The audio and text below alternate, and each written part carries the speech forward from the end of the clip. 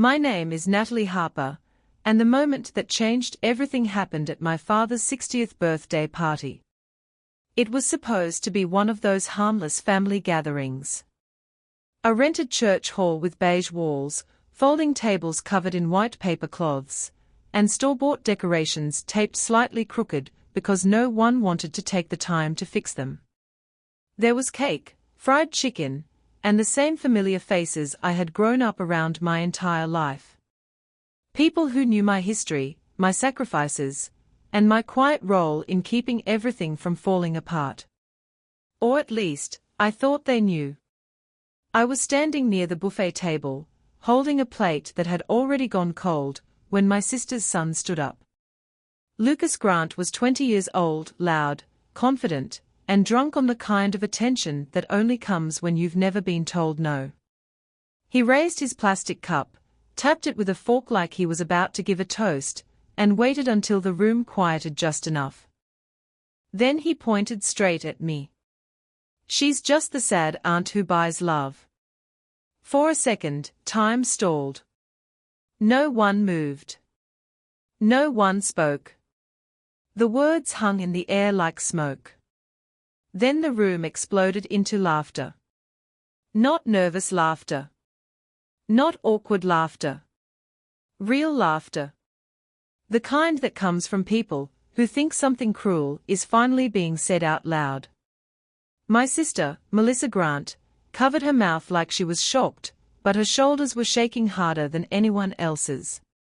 She laughed louder than the cousins.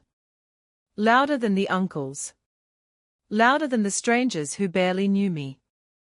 My parents said nothing. They didn't correct him. They didn't shut it down. They didn't even look uncomfortable. My father stared at his drink. My mother adjusted the napkins on the table like this moment wasn't worth acknowledging. A couple of cousins glanced at me, then looked away quickly, as if eye contact would make them responsible for stepping in. I stood there holding a plate of cold chicken, feeling every laugh land on me like it had been planned in advance. Lucas wasn't done. He leaned into it, energized by the reaction. He joked about how I always showed up with gifts. How I threw money at everyone because I was lonely. How I'd never had a family of my own, so I was trying to rent one from the rest of them. Someone actually clapped. Someone else laughed and said, "He's just being honest." That's when I understood something important. This wasn't a joke that went too far. This was how they saw me. I could have yelled. I could have listed numbers. I could have reminded them exactly who was paying for Lucas's apartment, his tuition, and the bills that kept Melissa's life stitched together. I could have embarrassed them the way they had embarrassed me. Instead, I set my plate down. I straightened my dress. And I walked out of that church hall without saying goodbye. No dramatic exit. No tears. Just silence. On the drive home, my phone buzzed constantly. Messages poured in accusing me of being too sensitive, of not being able to take a joke, of ruining the mood on my father's birthday. No one apologized. No one asked if I was okay. I didn't answer a single message. I just kept repeating one thought in my head over and over. If they really think I'm just the sad aunt who buys love, they are about to find out what happens when I stop buying. Long before that night, my life had already been orbiting around responsibilities no one else wanted to carry. I didn't notice when it started. It never arrives loudly. It creeps in quietly, like a draft slipping under a closed door until one day you realize the whole room is cold. I grew up in a small Midwestern town where everyone worked hard and still struggled. My parents were practical people. My mother clipped coupons every Sunday morning. My father fixed appliances until they couldn't be fixed anymore. Money was always present, but never spoken about directly. You learned to read the tension instead. When I left for college, I thought distance would free me. I imagined a life where electricity bills and overdue notices weren't part of every conversation. I was wrong. Responsibility doesn't disappear when you move away. It follows you. And when you're the one who makes it out, it waits patiently for its chance to climb back onto your shoulders. After graduation, I moved to the city and rented a tiny apartment that barely fit my furniture. I worked constantly. Promotions came slowly, but each one felt like proof that I was building something solid. What I didn't realize was that stability makes you useful to other people before it ever makes you peaceful. The calls from home started small. My mother mentioned the car needed repairs. My father hinted that insurance wouldn't cover a prescription. They spoke softly, like they didn't want to burden me. I sent what I could. Then I sent more. Eventually, I stopped checking my own balance. I just transferred money and felt relieved that the problem wasn't worse. My older sister, Melissa, lived her life in cycles of chaos. She was impulsive, emotional, always overwhelmed. The first to fall in love. The first to marry. The first to have a child. And the first to fall apart when reality didn't match the dream. Her son, Lucas, grew up inside that instability, comforted by the unspoken truth that someone else would always fix things. That someone was me. Melissa and I were never close, but we shared an unspoken agreement. Family absorbs the impact when life hits too hard. And life hit her constantly. An overdue credit card. A forgotten medical bill. A sudden layoff. Every crisis arrived like a gust of wind, and I held the door before it slammed shut. Sometimes I told myself I was helping. Sometimes I knew I was enabling. Years passed that way. My career grew. Their dependence deepened. My parents' health wavered. Melissa's finances cracked in predictable patterns. I became the safety net, stretched thin, but never allowed to tear. Because tearing would mean letting everything fall. When Lucas reached college age, Melissa insisted he deserved a real chance. I believed her. He was smart. Charismatic. The kind of kid who could succeed if someone gave him structure. But structure costs money. Melissa couldn't co-sign loans. My parents couldn't help. That left me. I remember sitting at my kitchen table staring at loan documents, my name filling page after page as guarantor, emergency contact, responsible party. Signing meant tying myself to his future. Not signing meant leaving him behind. So I signed. And that was only the beginning. Signing those loan papers felt heavier than I expected. Not because I didn't understand what they meant, but because a quiet part of me already knew I was crossing a line that would be impossible to uncross. My name wasn't just ink on paper. It was a promise. A safety net. A guarantee that if everything went wrong, someone else wouldn't have to face the consequences alone. That someone was me. At the time, I told myself it was temporary. 4 years, maybe 5 if things got complicated. After that, Lucas would graduate, get a job, and step into his own life. That's how it's supposed to work. That's the story we are told about responsibility: help someone up, then let go. What I didn't realize was that help, when given without limits, doesn't lift people. It trains them to lean.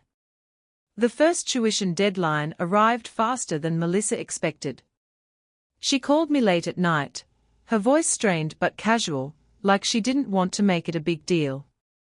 "They are saying the payment didn't go through," she said. "Probably a system thing." It wasn't a system thing. I logged into the portal and saw the balance staring back at me like an accusation. Thousands of dollars, waiting. I transferred the money without comment. Melissa thanked me quickly, relief flooding her voice, and then the call ended. No conversation. No discussion about how this would work long term. Just relief. That became the pattern. Housing deposits. Textbooks priced like luxury items. Groceries that somehow doubled every month. Lucas needed a place close to campus. Then closer. Then better. Each request came wrapped in urgency, as if hesitation would ruin his future. And every time, I said yes. I told myself I was investing in potential. I told myself this was what family does. I told myself I could handle it. What I didn't say out loud was that it felt easier to pay than to argue. Easier to absorb than to disappoint. Easier to be dependable than to be honest about how tired I was becoming. There's a strange transformation that happens when you become the reliable one. People stop seeing effort. They stop noticing sacrifice. They stop asking if it's okay. They only notice when you hesitate. By the time Lucas moved into his off-campus apartment, half of his life was tied to me. His lease listed me as guarantor. His tuition auto-paid from my account.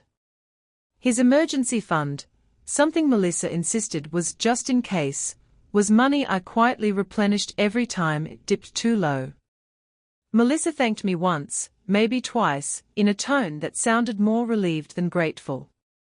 My parents told me I was doing the right thing. That this was what good daughters did. That family took care of family. I accepted their praise because questioning it would mean questioning everything. But something inside me had started to change. Not anger. Not resentment. Fatigue. The kind that settles into your bones so slowly you don't realize how heavy it's become until you try to stand up straight. I was carrying responsibilities that weren't mine, and worse, I was carrying them alone. Years slipped by like that. Promotions at work. Bigger paychecks. Bigger expectations. Every increase in my income somehow translated into a quiet assumption that I had more room to give. I watched Melissa's life stabilize on the surface while remaining fragile underneath. Bills appeared and disappeared. Crises rose and fell. And through it all, I remained constant. The safety net. What no one talks about is how safety nets fray. They don't snap all at once. They stretch. They thin. They weaken quietly, until one day you realize you're the only thing keeping multiple lives suspended above a fall. The night of my father's birthday forced something into focus. Humiliation has a way of sharpening your vision. The laughter. The silence. The way no one defended me. It stripped away the illusion I'd been protecting. I wasn't appreciated. I was expected. The morning after the party, I woke up without the usual knot of obligation in my chest. Instead, there was a stillness. Not peaceful. Clear. I sat at my kitchen counter with a mug of coffee that went cold before I remembered to drink it. My laptop sat closed beside me, heavy with everything it represented. 4 years, I had reacted. Fixed. Responded. This time, I didn't rush. There is power in not reacting immediately. In letting the dust settle so your next move is deliberate, not emotional. Because impulsive decisions can be forgiven. Intentional ones cannot. When I finally opened my laptop, I didn't start with emails from my family. I started with systems. Accounts. Documents.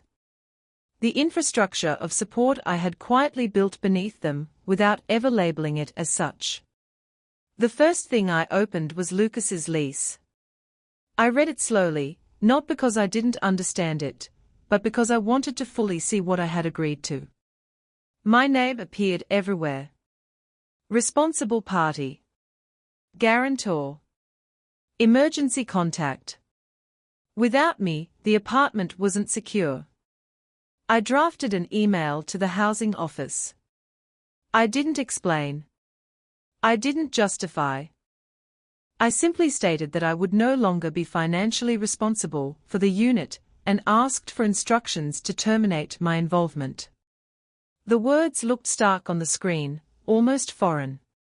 Like someone stronger had typed them. When I hit send, something inside my chest loosened. Next came the tuition payments. The auto-pay withdrawals had become so normal that I barely registered them anymore. Money leaving my account on a schedule I never questioned. I clicked disable. A confirmation box appeared. Are you sure? I didn't hesitate. The box vanished. The page refreshed. The obligation disappeared. I leaned back in my chair and breathed. It wasn't victory. It wasn't revenge. It was reclamation. Notifications followed quickly. Housing acknowledged my request. The college portal marked Lucas's account as pending. Administrative words with heavy implications. I closed each tab carefully, feeling the weight lift with every click. For years, I had convinced myself I didn't have a choice. That stepping back meant abandoning them. Now I saw the truth. They were never standing. They were leaning. And I had let them. I spent the rest of the afternoon doing ordinary things. Folding laundry. Watering plants. Cleaning counters that didn't need cleaning. Mundane actions that grounded me. My phone stayed face down on the couch. I knew the messages would come. I just wasn't ready to hear them yet. When evening settled in, I finally picked it up. Dozens of notifications blinked on the screen. System alerts. Financial confirmations. Nothing personal yet. The systems noticed my absence before my family did. I stepped onto my balcony and let the cool air fill my lungs. The city below moved on, indifferent, steady. It felt different from the chaos I'd grown used to. For the first time, I let myself imagine what it would feel like to stop cushioning every blow that landed on them. What would they do when the safety net they assumed would always appear, didn't? They were about to find out. The shift didn't take long. It never does when people who rely on you suddenly realize the ground beneath them isn't as solid as they thought. Silence on my end turned into noise on theirs almost overnight. The first ripple arrived mid-morning. One vibration. Then another. Then a steady stream, as if my phone had been shaken awake. I didn't reach for it immediately. There's a quiet power in choosing when to look at the things that once controlled you. When I finally picked it up, the screen glowed with urgency, the kind people reserve for emergencies they didn't prepare for. Melissa's messages dominated the screen. They weren't questions. They were demands. Something must be wrong with the payment system. The apartment office was making a mistake. The school portal was glitching. I needed to fix it now, before it snowballed. Not once did she ask why things had changed. She assumed malfunction, not decision.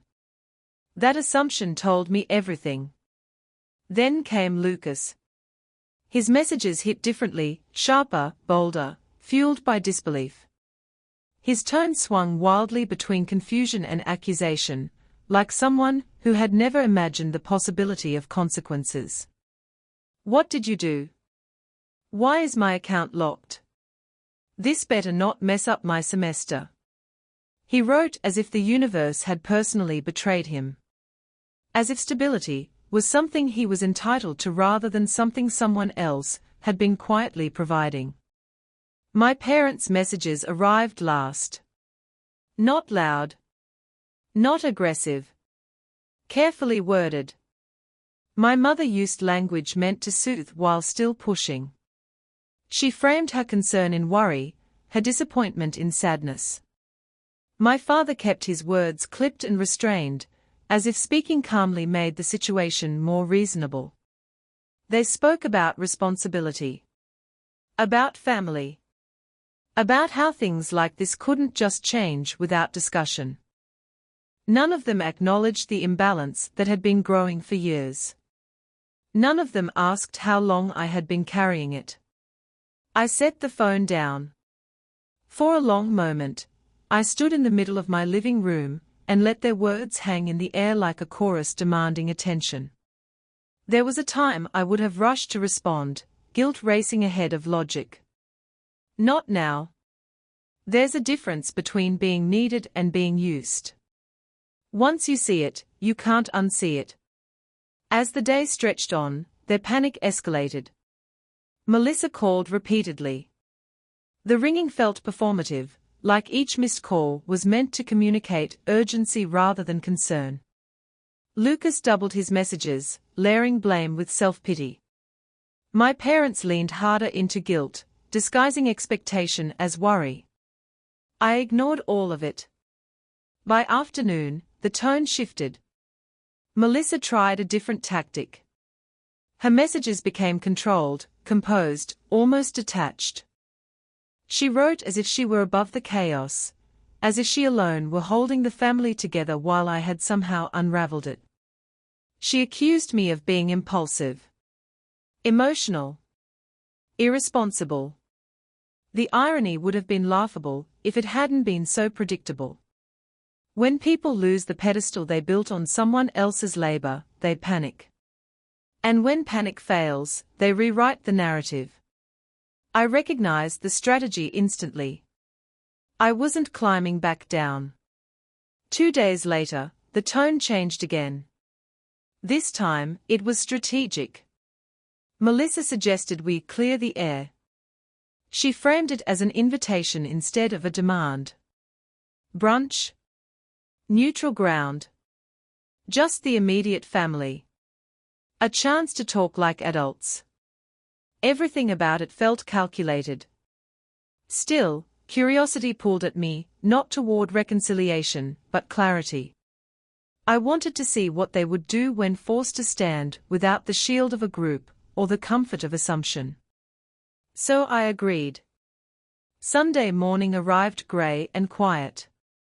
The cafe Melissa chose was small, trendy, decorated with framed photos of breakfast skillets and inspirational quotes that felt aggressively cheerful. The moment I stepped inside, I knew there was nothing neutral about this. Melissa wasn't alone. My parents sat stiffly at the end of the booth, hands folded like they were bracing for impact. And beside them, lounging with the confidence of someone who believed himself untouchable, was Lucas. His expression wasn't remorseful. It wasn't confused. It was irritated. As if I had inconvenienced him by forcing him to face consequences he never believed would come. For a brief second, everything in me went still. Then something softened, not forgiveness, but understanding. This wasn't a conversation. It was an ambush disguised as concern. A performance designed to funnel me back into the role they preferred, dependable, silent, absorbent. I didn't sit. I didn't speak. I turned around and walked out. Just like I had walked out of that church hall days earlier. This time, there was no sting. No humiliation. Only certainty. Behind me, I heard chairs scrape. Someone called my name. Silverware clattered against plates. I kept walking. Outside, the air felt cleaner. Lighter. Like stepping out of a room filled with smoke you didn't realize you were breathing until you escaped it. Families love rituals. Brunches. Gatherings. talks. They believe these moments can restore order. But rituals only work when people want to change. They didn't. And I was done mistaking their panic for love. The quiet after the brunch ambush didn't last. It never does. When people realize the leash they've been pulling no longer reaches, they don't stop tugging, they yank harder. The following morning, before sunrise, my phone lit up again. This time, the messages were sharp, deliberate, heavy with resentment that had clearly been waiting for permission to surface. Melissa's words cut deeper now. She stripped away the polite mask and spoke with self-righteous certainty. She framed my silence as aggression, my boundaries as betrayal. Every sentence assumed I was responsible for restoring balance. Then my parents followed. Their messages painted me as the destabilizing force, the source of disruption in an otherwise functional family. They reacted as if I had toppled something they built, not something I had been carrying. Their selective memory stunned me. I let the messages sit untouched. Silence, in moments like this, isn't avoidance. It's a declaration. No explanation could rewrite years they weren't ready to acknowledge. By early afternoon, consequences arrived from outside the family. Missed calls from unfamiliar numbers filled my call log, officers, advisors, administrative desks. Systems adjusting to the absence of my support. Lucas's structure was folding in on itself, and he was scrambling. I didn't listen to the voicemails. Desperation has a way of pulling people back into roles they are trying to escape. I wasn't giving myself that option. Instead, I moved through my day deliberately. I cooked lunch. Watched light shift across the floor. Allowed myself to feel something unfamiliar. Distance. Not cold. Not resentful. Just space. That evening, a long message arrived, cruel, personal, carefully aimed. The accusations didn't surprise me, but one line cut sharper than the rest. He accused me of being lonely. Of building my life on success because I had nothing else. For a moment, I waited for the pain. It didn't come. Instead, I felt certainty. There's a point where cruelty stops feeling personal and starts feeling like a confession. His words didn't define me. They revealed him. Ungrateful. Sheltered. Entitled. I closed the message without replying and opened my laptop. If the storm was coming, I would not be standing unprepared. Closing that message felt like closing a door I had been holding open for years. I didn't feel angry. I didn't feel vindictive. What I felt was clarity, sharp, steady, and impossible to ignore. The kind that doesn't ask for permission or reassurance. It simply tells you what needs to be done. If the storm was rising, I wasn't going to stand in it unprepared. I logged into the financial accounts tied to my family and stared at the web I had quietly built over the years. Automatic payments. Emergency funds. Credit lines. Subscriptions and support structures I had forgotten existed because they had become so normal. It struck me how silently obligation attaches itself. How easily love turns into labor when no one else steps in to share it. I started methodically. First, the credit line connected to Melissa's home maintenance fund. Something she had once described as just in case, but used like a permanent cushion. I terminated it with a few precise clicks. A confirmation message appeared. I read it once, then closed it. Next, the monthly assistance I had been sending my parents. Not large, but consistent. Enough to smooth over shortfalls without forcing hard conversations. I disabled it. Then came the emergency account Lucas had access to. The one I had justified as safety. I locked it. Each action felt less like revenge, and more like reclaiming pieces of myself I hadn't realized were missing. I wasn't punishing them. I was returning responsibility to where it belonged. The confirmations rolled in one by one, quiet and final. When the last email landed in my inbox, something inside me settled. For the first time in years, the weight wasn't mine. I stepped out onto the balcony and let the night air cool the tension that had been building all day. The city below moved forward without pause, cars sliding through intersections, windows glowing softly in distant buildings. It was humbling. How small personal storms look against a skyline that doesn't care. Their anger wasn't proof I'd done something wrong. It was proof I'd done something they could no longer control. The consequences they were facing weren't punishments. They were simply the return of responsibility to the people who had avoided it. And I felt ready for whatever came next. The silence that followed was heavy. Not peaceful. Not reflective. The kind of silence that arrives after people exhaust every strategy they know: denial, anger, guilt, manipulation, and realize none of it is working. My phone, once relentless, sat motionless on the table. I didn't trust it. People don't change overnight. They regroup. They recalibrate. They look for another way in. By midday, the quiet cracked. An email arrived from someone I didn't recognize, an administrative coordinator at a local community center. They had received an inquiry regarding urgent family assistance and wanted to confirm my involvement. The realization hit instantly. My family wasn't trying to fix the chaos they'd created. They were trying to outsource it. Anyone. Anything. As long as it wasn't them. I deleted the email without responding. That afternoon, a distant relative I hadn't spoken to in years reached out. Her message was carefully worded, layered with concern that didn't quite hide its purpose. The narrative had begun. My family was circulating a story, one where they were victims of an abrupt crisis, and I was the catalyst. In their version, I was impulsive. Emotional.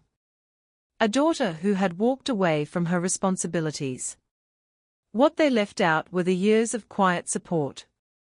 The sacrifices no one saw. The labor that never earned acknowledgement. Selective memory is a powerful defense. The message didn't upset me. What struck me was how predictable it all felt. Dysfunction has a way of turning itself into performance when the audience changes. As evening approached, I stepped back onto the balcony. The sky dimmed slowly, headlights stretching across the street in long, unbroken lines. For the first time, a question surfaced clearly. Why had I ever believed their chaos was mine to manage? The answer didn't matter anymore. Around sunset, my building's security desk called. Someone had attempted to enter without clearance. He hadn't made it past the lobby, but the description was unmistakable. My father. He had shown up unannounced, relying on the expectation that presence alone would restore order. That if he appeared, I would fall back into place. The guard said he eventually left, frustrated but composed. That composure didn't comfort me. My father had always worn calm like armor, masking urgency beneath control. His visit wasn't about reconciliation. It was about authority. That night, I tightened the boundaries further. I disabled shared accounts I had forgotten existed. Removed my information from directories I hadn't checked in years. Updated systems that still listed me as an emergency contact. Each adjustment felt like stitching a seam that had been unraveling since the day I learned to put others first. The next afternoon brought a different kind of ripple. A package sat at my doorstep. No return address. No handwriting. Just a plain cardboard box waiting like a question. I hesitated before opening it, already bracing myself. Inside were fragments of my past, old birthday cards, thank you notes, small mementos I had given Lucas over the years. Tossed together carelessly, as if they were things someone wanted to get rid of quietly. No explanation. No apology. Just a box of discarded history. For a moment, I stood completely still. This wasn't reconciliation. This was retaliation. When people can't reach you, they provoke you. They try to remind you of the role you're supposed to play. But the box did something they didn't expect. It clarified everything. I gathered the items carefully, placed them back inside, sealed the box, and carried it to a donation center down the street. I didn't linger. I didn't second guess. I handed it over and felt the final thread snap cleanly. That evening, as light softened across my living room, I realized how far I'd come from the woman who once answered every call, fixed every problem, absorbed every careless word. The distance between who I was and who I had become felt vast, but not lonely. The quiet didn't feel empty. It felt earned. They wanted a version of me who would bend until she broke. They weren't getting her back. And I wasn't done walking away. Something changes when weeks pass instead of days. At first, silence feels like a pause, temporary, tentative, waiting to be filled. But as time stretches on, silence stops being a gap and becomes a state. A new normal. That's when people realize you aren't coming back. The first week after the box, I expected escalation. More messages. More appearances. Some dramatic attempt to force a confrontation. It didn't happen. Instead, there was confusion. Then disorganization. Then quiet collapse. Without me smoothing the edges, things didn't explode all at once. They frayed. Slowly. Invisibly.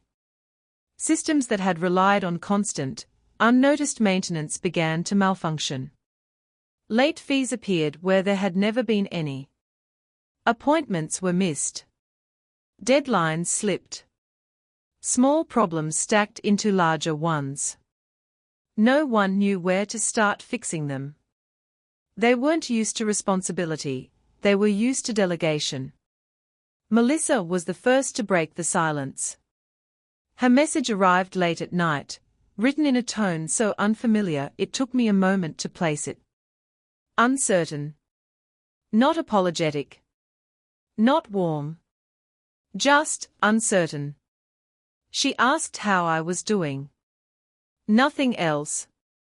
No accusations. No demands.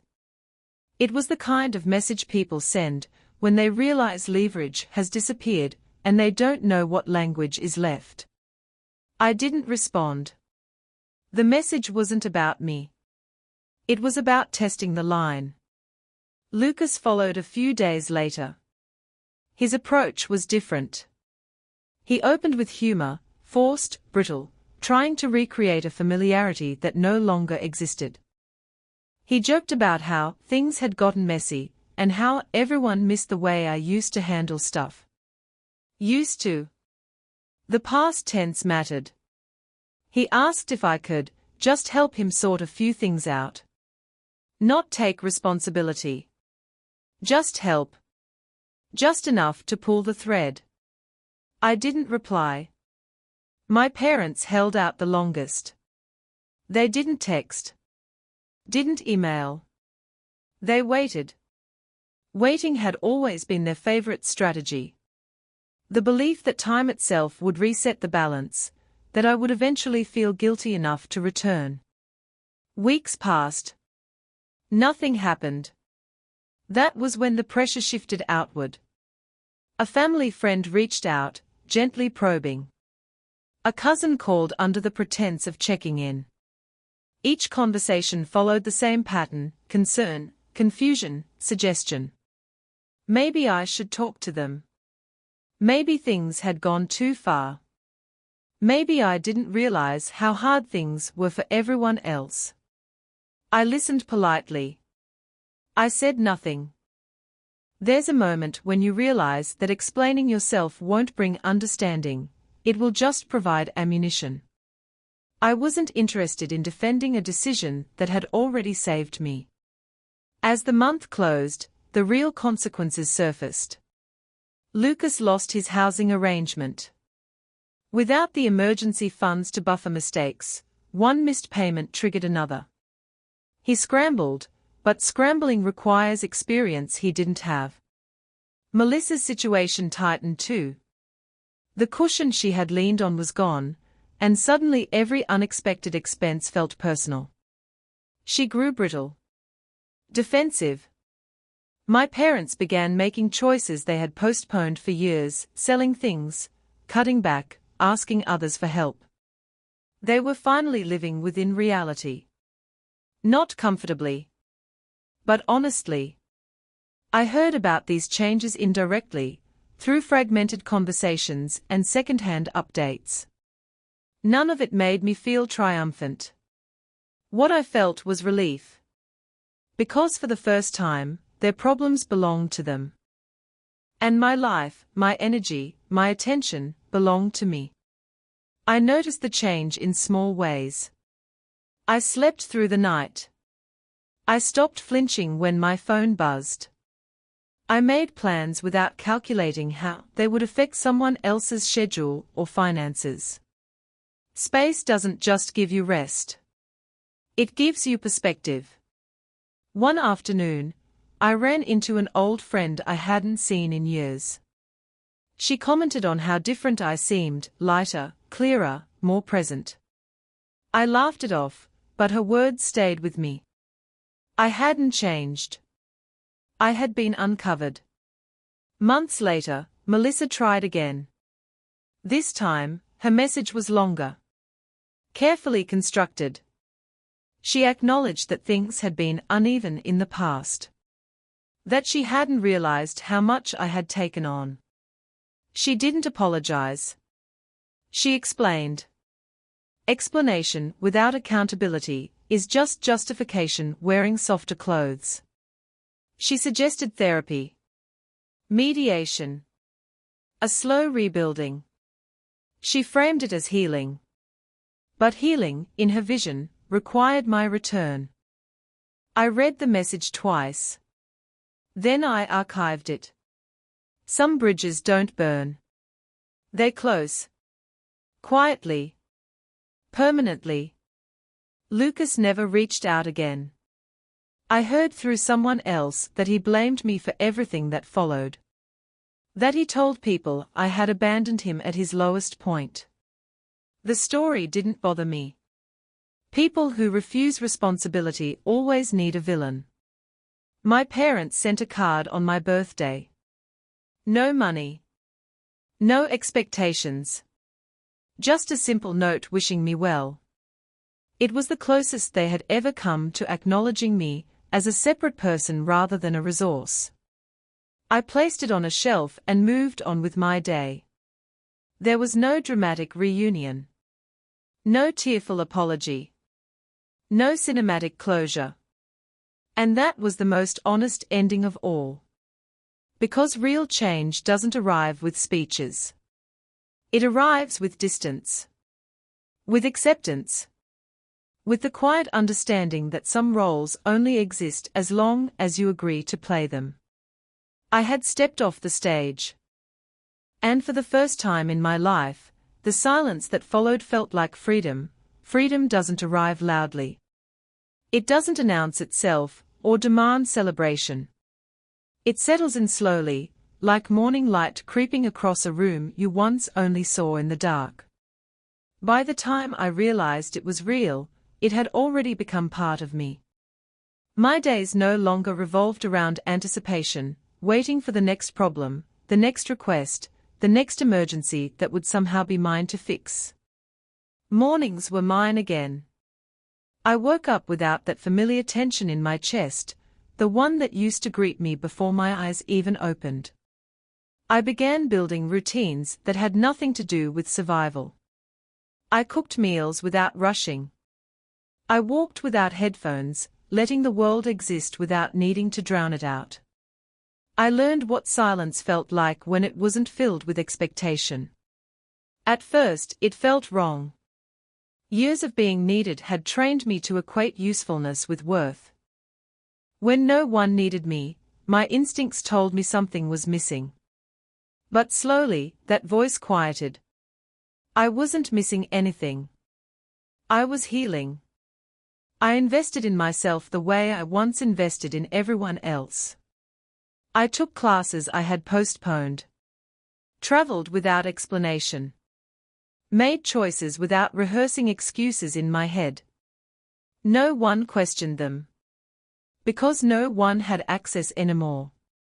One evening, as I sat on my balcony watching the city soften into night, a realization settled over me with unexpected clarity. I hadn't just walked away from my family. I had walked toward myself. There was grief in that truth, but not the kind people warn you about. It wasn't sharp or consuming. It was gentle. A mourning for the version of me who believed love meant endurance. I forgave her. She had done the best she could with what she knew. The past didn't haunt me the way it used to. Memories surfaced occasionally, dinner tables, phone calls, quiet sacrifices, but they no longer pulled me backward. They felt distant, like scenes from a story I had finished reading. Time passed. Seasons changed. I heard less and less about my family, and when I did, it no longer stirred anything strong inside me. They had adjusted. Not perfectly. Not gracefully. But they had adjusted. And so had I. The final test came unexpectedly. Months later, my father called. His voice sounded older. Not weaker, just stripped of authority. He didn't accuse. Didn't guilt. Didn't demand. He spoke plainly. He told me they were managing. That things were different now. That he understood, finally, that I had carried more than they ever admitted. It wasn't an apology. But it was acknowledgement. And for the first time, that was enough. We ended the call politely. Without promises. Without plans. When I set the phone down, I noticed something important. My hands weren't shaking. My heart wasn't racing. I hadn't lost myself in the conversation. That was how I knew I was free. Some people believe closure requires confrontation. Final words. Emotional reckoning. They are wrong. Closure comes when someone no longer has the power to disturb your peace. I didn't need them to change. I had already done the work. That night, I stood in front of the mirror and really looked at myself, not the version shaped by obligation or expectation, but the one standing quietly in her own life. She looked calm. Whole. Enough. I turned off the light, climbed into bed, and let sleep come easily. For the first time in a long time, there was nothing waiting for me on the other side of rest. No crisis. No demand. Just another day that belonged entirely to me. And that was everything. Some victories are quiet. No fanfare. No applause. No one notices, except you. Weeks turned into months, and the ripple I had started long ago finally settled. I no longer measured myself by the chaos I could absorb, the holes I could patch, or the money I could send. Those were not my responsibilities anymore. They were theirs. I began noticing life differently. Small joys returned, books left open beside my bed, plants thriving on their own care, sunlight spilling across the living room floor, and long walks without purpose except to enjoy the movement. I started meeting friends for coffee without checking calendars for emergencies. I traveled to places I had postponed for years, experienced art I had missed, and laughed without the weight of guilt pressing down. There was no sense of revenge. There was no satisfaction in seeing them struggle. That was never the point. The point was me. My peace. My boundaries. My life reclaimed. Melissa, Lucas, and my parents continued to navigate consequences I had long shielded them from. I heard snippets here and there, text messages, updates from mutual acquaintances. Their stories had shifted from dependency to adaptation. Not perfectly. Not immediately. But they were adjusting. I didn't intervene. I didn't need to. I had done my part by stepping back. And in that distance, I discovered something I had never known before: love that doesn't consume you, loyalty that doesn't cost you your life, and strength that comes from knowing your worth. I wasn't just the sad aunt who buys love anymore. I was someone who had learned to value herself beyond the needs of others. Someone who had learned that helping isn't the same as sacrificing yourself. Someone who could love from afar, care without being drained, and walk away without regret. That evening, I sat on my balcony with a mug of coffee. The city lights twinkled below, indifferent and constant. I breathed in the cold air, and let it fill me completely. And in that quiet, I smiled. Not bitterly, not triumphantly, just, fully. Because sometimes the loudest victories aren't announced. They are lived. Quietly, steadily, undeniably. I had finally stopped carrying everyone else's weight. And in that, I found freedom. I hadn't lost a family. I had gained myself.